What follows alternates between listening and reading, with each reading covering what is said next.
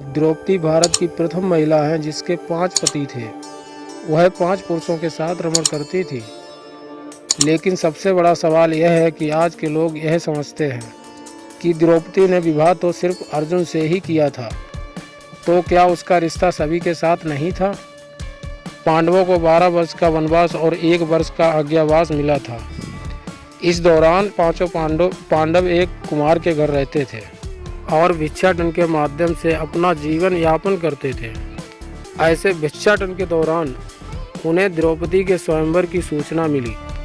एक यंत्र में बड़ी सी मछली घूम रही थी। उसकी आंख में तीर मारना था और वह तैलपाल में उसकी परछाई देखकर सर्वगुण प्रसन्न होने के कारण उसे योग वर नहीं मिल रहा था। इसलिए उसने भगवान शंकर की तपस्या की और तब शंकर जी प्रकट हुए। उस समय द्रौपदी ने हड़बड़ाहट में 5 बार वर मांगे। इसलिए उसे शिव जी के वरदान के कारण इस जन्म में 5 पति प्राप्त हुए। जब भगवान शिव ने द्रौपदी को 5 पति प्राप्त होने का वरदान दिया था, तब वह यह भी जानते थे कि पांचों पतियों के साथ पत्नी धर्म निभाने में समस्या होगी। इसीलिए द्रौपदी को उन्होंने यह वरदान भी दिया कि वह प्रतिदिन कन्या भाव यानी कौमार को प्राप्त कर लेगी। इसीलिए द्रौपदी अपने 5 पतियों को कन्या भाव में ही प्राप्त हुई थी। हालांकि कहा जाता है संतान को जन्म देने के लिए भगवान श्री कृष्ण ने उसे ये सुझाव दिया कि हर साल वह पांडवों में से किसी एक के साथ ही समय व्यतीत करे। साथ ही जिस समय वह अपने कक्ष में किसी एक पांडव के साथ हो तो उनके कक्ष में कोई और पांडव प्रवेश न करे। यदि कोई पांडव ऐसा गलती से भी कर लेता है तो उसे 1 वर्ष का देश निकाला भुगतना होगा। माना जाता है कि द्रौपदी जो 5 पांडवों की पत्नी थी, एक साल के लिए हर पांडव के साथ रहती थी। उस समय किसी दूसरे पांडव को द्रौपदी के आवास में घुसने की अनुमति नहीं थी। इस नियम को तोड़ने वाले को 1 साल तक देश से बाहर रहने का दंड था। एक बार यह दंड अर्जुन को भुगतना भी पड़ा था। अर्जुन और द्रौपदी की 1 वर्ष की अवधि अभी समाप्त हुई थी और द्रौपदी युधिष्ठिर के साथ का 1 वर्ष का समय शुरू हुआ था। अर्जुन भूलवश द्रौपदी के आवास पर ही अपना तीर धनुष भूल आए, पर किसी दुष्ट के ब्राह्मण से पशुओं की रक्षा के लिए उन्हें उसी समय जरूरत पड़ी। अतः क्षत्रिय धर्म पालन करने के लिए तीर धनुष लेने के लिए नियम तोड़ते हुए वह द्रौपदी के निवास में घुस आए। उस दौरान द्रौपदी युधिष्ठिर साथ में थे। बाद में दंड स्वरूप अर्जुन 1 साल के लिए राज्य से बाहर चले गए। इसी 1 साल के निवास के दौरान अर्जुन की मुलाकात उलूपी से हुई और वह अर्जुन पर मोहित हो गई। ऐसे में वह उन्हें खींचकर अपने नागलोक में ले गई और उसके अनुरोध करने पर अर्जुन को उससे विवाह करना पड़ा। कहते हैं कि दोनों 1 वर्ष तक साथ रहे। अर्जुन और नाग कन्या उलूपी के मिलन से अर्जुन को एक वीरवार पुत्र मिला जिसका नाम इरावन रखा गया।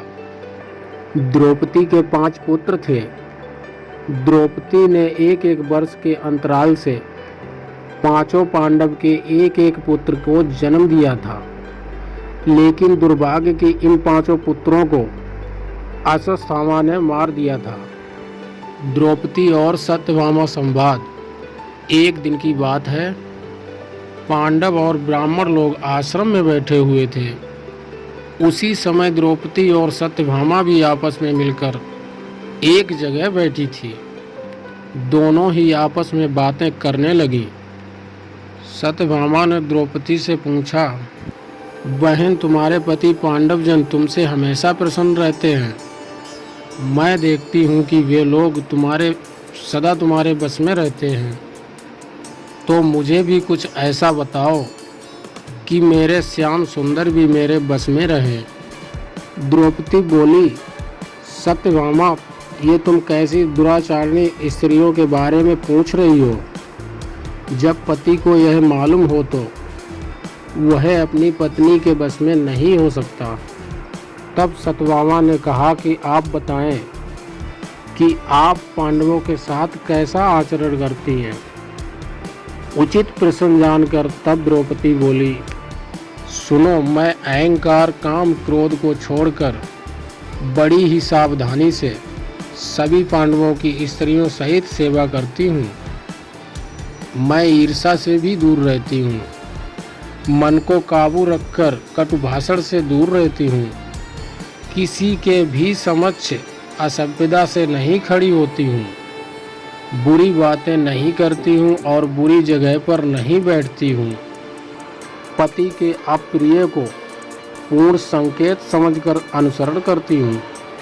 देवता, मनुष्य, सजा धजा या रूपवान कैसा भी हो, मेरा मन पांडवों के सिवाय कहीं नहीं जाता। उनके स्नान किए बिना मैं स्नान नहीं करती हूँ, उनके बैठे बिना मैं स्वयं नहीं बैठती हूँ। जब जब मेरे पति घर में आते हैं मैं घर साफ रखती हूँ, समय पर भोजन कराती हूँ और सदा सावधान रहती हूँ। घर में गुप्त रूप से अनाज हमेशा रखती हूँ। मैं दरवाजे से बाहर जाके खड़ी नहीं होती हूँ। पति देव के बिना मुझे अकेले रहना पसंद नहीं। साथ ही सास ने जो मुझे धर्म बताए हैं मैं सभी का पालन करती हूँ, सदा धर्म की शरण में रहती हूँ।